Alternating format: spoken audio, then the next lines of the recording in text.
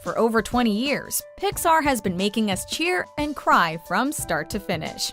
Welcome to Ms. Mojo, and today we're counting down our picks for the top 10 greatest Pixar movie endings of all time. We have a big announcement for you today. Junior Mojo is partnering up with Kid Genius Cartoons. We are going to have some great new animated shows. Shows like Giselle and the Green Team, It's time we taught Nick Slick to be more careful. Thomas Edison's Secret Lab, and Warren Buffett's Secret Millionaires Club. Don't forget to stop by. For this list, we're looking through Pixar's catalog of feature-length films and focusing on endings with emotional resonance and thoughtful messages. A spoiler alert is sure in effect. Number 10. A Farewell, Brave. This is all my fault. I did this to you. Swallowing her pride, Merida is able to lift the curse, changing her mother and brothers back from bears to humans, learning the value of family in the process. As the rest of the clans return home, the film closes with Merida and Eleanor riding off on horses, having made peace with each other at last. It's a healthy learning curve for the free-spirited Merida, who had to deal with more than just the repercussions of a daughter's natural desire to defy her mother. With this ending, themes of fate and destiny come to a head, highlighting the notion that you can choose your own path, should you be brave enough. Our fate lives within us. You only have to be brave enough to see it.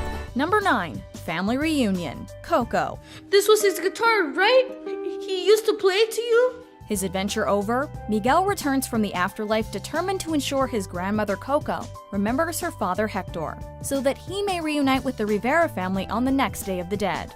Despite his family's disapproval of music, Miguel plays Remember Me for Coco, a song Hector would play for her in her youth. Remember me, though I have to say goodbye.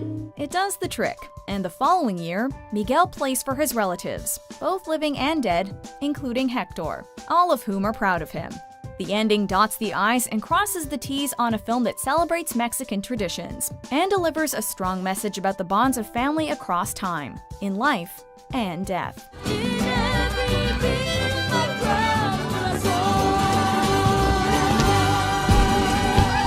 Number 8. Nemo Goes to School, Finding Nemo.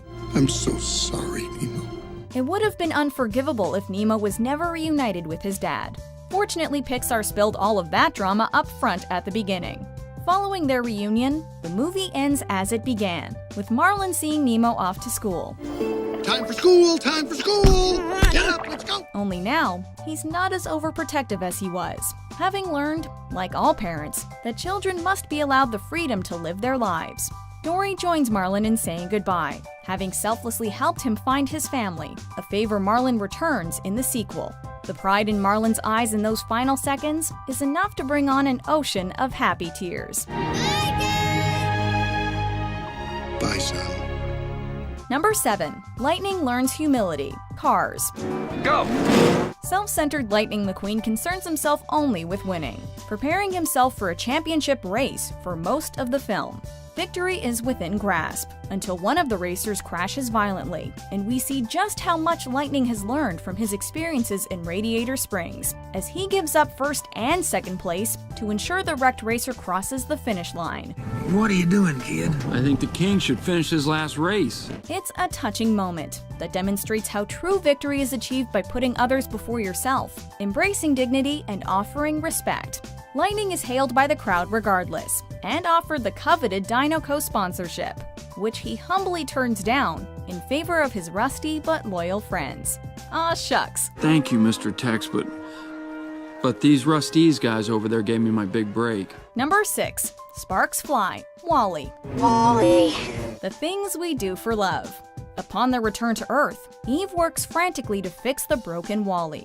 She succeeds, but is seemingly unable to wake him from his default settings, and it seems his old self is lost forever.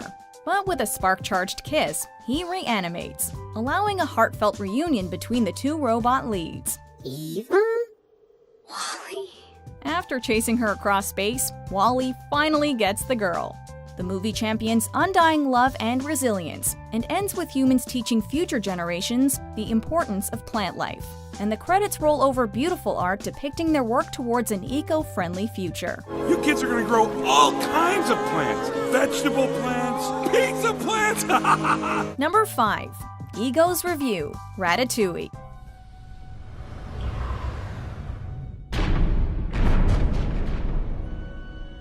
Though not a tearjerker ending, Remy the Rat's dish is enough to blow Ego's mind, and his reveal as the chef behind it brings into question everything Ego knows about food criticism. Despite it costing his credibility, Ego subsequently declares Remy the finest chef in France, and helps the rat open his own successful bistro, complete with his own tiny chef's hat. It is difficult to imagine more humble origins than those of the genius now cooking at Gusteau's, who is, in this critic's opinion, nothing less than the finest chef in France. Several ingredients come together to make this ending a sweet one. With Ego's flashback to his childhood, the filmmakers perfectly capture how vivid memories can be recalled from something as simple as a taste. And Ego's review brilliantly punctuates the movie's moral regarding humble beginnings, challenging expectations, and being open to different approaches to creativity. Gotta go. Dinner rush. Number 4. Sadness Saves Riley, Inside Out. Sadness, it's up to you. Me? Leave it to the literal personification of emotions to make you feel feelings. Having tried the entire movie to keep Riley cheerful, in the wake of a life-altering move to San Francisco, Joy finally understands that sadness is needed to spark empathy in her parents. Joy permits sadness control over Riley, breaking through her suppressed frustrations with a tearful breakdown to her parents. The emotional release is enough to bring Riley's emotions back in check, and she is able, with her parents, to adjust to her new lifestyle accordingly. I know you don't want me to, but I miss home. A poignant ending, but also a necessary lesson to adults and children alike that expressing sadness is vital for a healthy and happy life. Number 3. Boo reunites with Sully, Monsters, Inc. Kitty. Kitty has to go. It broke our hearts when Sully had to say goodbye forever to Boo, especially after the bond they shared throughout the movie. Fortunately, it wasn't forever. Months later, Mike surprises Sully with the reveal that he has reconstructed Boo's shredded door, allowing Sully his reunion with her. Well, so long, kid. Mike Wazowski. The long work Wazowski puts into this gesture for his pal is every shade of generous, especially considering Mike didn't share Sully's soft spot for the child. The final shot sees Sully anxiously enter Boo's room and smiling widely as Boo calls out to her kitty. Followed up with a simple fade to black, the writers leave it to us to picture the happy reunion and weep accordingly. Kitty. Number 2. The Ellie Badge, Up. Pardon me. Old man coming through. After an opening that can only be described as soul-crushing, it was difficult to picture how the end of Carl Fredricksen's adventure would match it emotionally, but this ending will warm any cold heart. Carl's loyal Boy Scout companion Russell went beyond the call of duty to get his Assisting the Elderly badge, but it's Carl's improvised Ellie badge, calling back to his late wife's love of adventure, that proves the greater reward. With this small gesture, Carl invites Russell into his life in a way he probably hadn't done since Ellie's passing, and their friendship is affirmed. The film ties it up neatly, with a final shot of the Fredricksen house resting at Paradise Falls, where it belongs. Before we unveil our top pick, here are a few honorable mentions. Well, Flick, you really goofed up.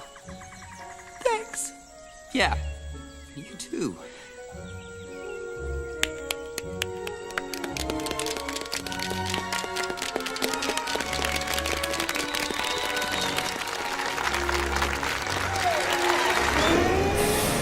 Behold the Underminer! I am always beneath you, but nothing is beneath me! I hereby declare war on peace and happiness!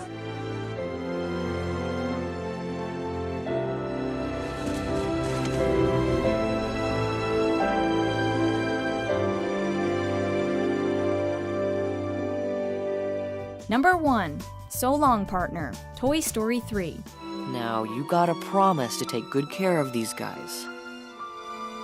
They mean a lot to me. Could it have been anything else?